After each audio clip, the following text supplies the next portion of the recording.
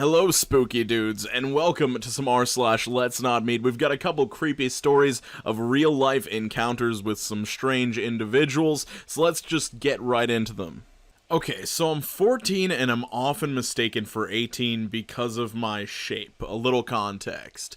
I was at the YMCA with my sisters, we were swimming for a while, and then I started to feel sick. My younger sister said, "You don't look good, OP. Maybe you should sit in the changing room for a while." Me, "Yeah, I think I will." I went in the changing room for some peace and quiet, and lucky me, no one was there. I sat on one of the benches and closed my eyes. A few minutes later, and I hear someone come in. It was a guy. Tall, muscular, and genuinely good-looking. I brushed it off thinking he was probably waiting on his girlfriend and came to check in here because she was taking too long or something.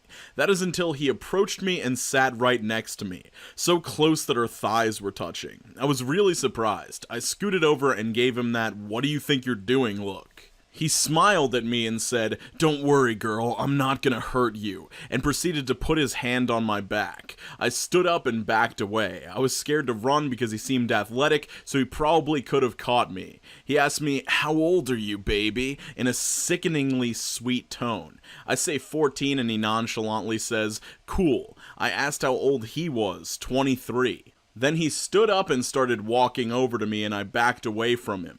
This is the turning point. I hear a bathroom stall open and there standing in all of her glory was the lady who I'll call my hero. She stepped out and I know she heard everything. That dude hightailed it out of there.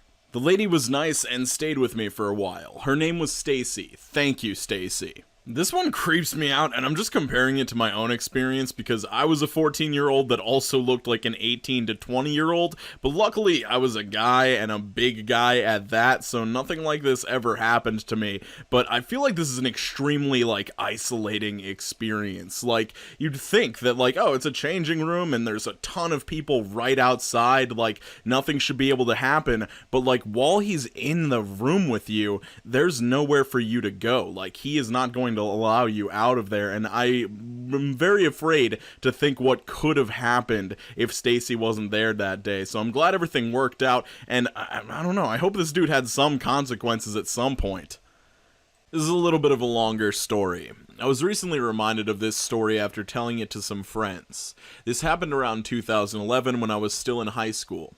At that time, I really enjoyed PC gaming and eventually started getting into a specific MMORPG. I wasn't really good at it, but I wasn't playing to make friends or anything, only joining parties when absolutely necessary. For a few months, I just logged on and played some quests and did the usual thing. Because it was so long ago, excuse that I can't remember all of the game-specific terminology. Now, if I remember correctly, the game worked as follows. Some areas like cities or towns were public spaces, so when you were there, you'd be able to interact with other people also currently in their respective gameplay. If someone wasn't actually in your party, you would have no contact with them when entering into a private space outside. One day when moving around in one of the public areas, I was approached by another player, we'll call him Andrew, just chatting to me. He was friendly and I didn't sense any red flags. It was a very standard interaction, but also probably one of my first that wasn't quest related. Andrew was friendly and offered to help me with whatever I needed to do in game next. At some point he just randomly asked whether I'm really a girl. My avatar was female, but my username didn't really offer any information relating to my gender. So I confirmed, albeit confused, that I am a girl, and that seemed to be it. We continued on from there, did the quest, and after adding him as a friend, I logged off eventually, and everything seemed fine. A few days later, I played again, and with what I assume must have been newfound confidence in my friend-making skills thanks to Andrew, I did a quest with some other people who offered to let me join their guild. I was sorta stoked because I'd never been in a guild before, so I immediately accepted and joined their guild. Even though it was tiny and unimportant, I was happy. The next day I log in and Andrew is also online. The game publicly showed your guild affiliation and he's immediately angry, I guess. He reprimands me that I shouldn't just join any guild, and demands that I leave the guild, because he wanted me to join his guild instead. I'm very confused, but I feel like I've somehow betrayed my friend, so I do as he asked and accept his invitation to join his guild. Though I felt bad for just immediately dropping my previous guild, I do cheer up a bit when I note that Andrew's guild is rated insanely high. Next time I log in is where things started to get weird. Okay, I just want to pause for a second. This is me talking, not the story. You said there were no red flags up until this point. This is your red flag. If you're ever meeting a new person and they get angry and you're confused and it has something to do with like exclusive friendship with them or something like that, that is a major red flag and you have to head in the opposite direction. There's no way he should be mad that you're in somebody else's guild. Maybe him being like, hey, maybe you should join my guild instead. We've got a bunch of cool people over here. Like, that would have been fine, but getting mad about it, very strange. Moving on. Just to clarify, I had never exchanged any personal information with Andrew.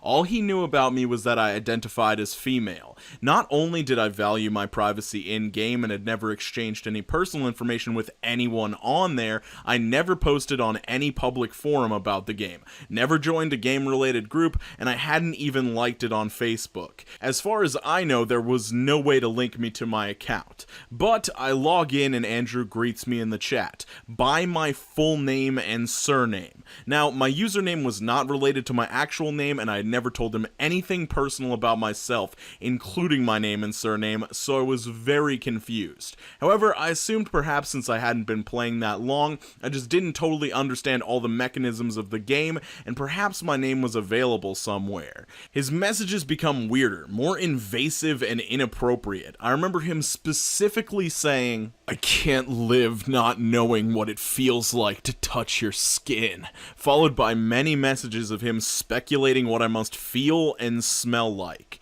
I log off and have no idea what to do. As stupid as I am, I decide to try and freak him out, so I do some snooping of my own. I remember all I did was look up the guild's Facebook group, and I think he was one of the admins. He was the guild leader, I believe, so it wasn't so hard. At this point, I didn't know his full name yet either, but it was easy to figure out. Let's say his in-game name was Ancrew, just one letter off from the admin called Andrew. Next time I logged back into the game, he was online as well. Once again, he greets me by my full name and surname. I respond with the same since I now know what his full name is, however, he is unfazed. He responds by asking me how things were in my neighborhood and at my school, by naming them both. He knows where I live and where I go to school. I immediately logged off, uninstalled the game, and have never been back. I still don't know how he got that information since it wasn't publicly available anywhere. I still have his full name and surname and checked his Facebook a while back out of sheer curiosity. He's a professor at a University of Science and Technology. That is extremely creepy. I feel like the only two possibilities are either what you said, that he had access to some information that you didn't know was public because you joined the game, or he was just like a pro hacker or whatever and was able to get your information through your in-game character, which seems kind of far-fetched, but I don't know how hackers work, so it's definitely a possibility. And him being a professor at a University of Science and Technology, like he could be a computer scientist and be really good at that sort of stuff. I don't think he should be educating children and doing this sort of stuff, so I don't know, maybe you should report him? I don't know if it's been too long since this happened, or how do you even prove that it happened? Maybe it's recorded in text chat or something like that, but yeah, I'm glad that nothing bad came of this, and I'm glad you didn't go back to the game. So I wanted to get your guys' opinions on something. Your guys' if you would like no sleep stories on my second channel. I know a lot of people are not as into the no sleep stories because they tend to be a little bit more fantastical. It's mostly about like having a suspension of disbelief and kind of putting yourself into the scenario. That's what like creepypastas are all based around. But let me know if you're interested in no sleep videos. I might start doing those on my second channel. The video didn't do very well on this channel when I tried to do a no sleep video on the main channel, so I think I'd put it on the second channel just so that it doesn't like hurt it in the algorithm or whatever stupid stuff is going on. So it's going to be a poll. Let me know if you're interested in the no sleep videos or not. Also, I have merch over at teespring.com/stores/QStar designed by my good friend Dino USB.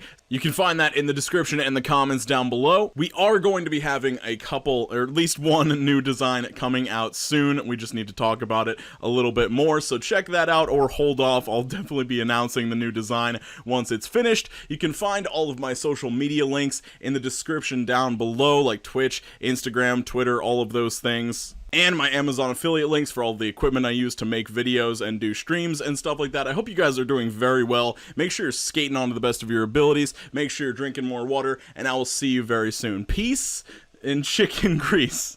Or love, peace, and chicken grease. That's the crumb outro.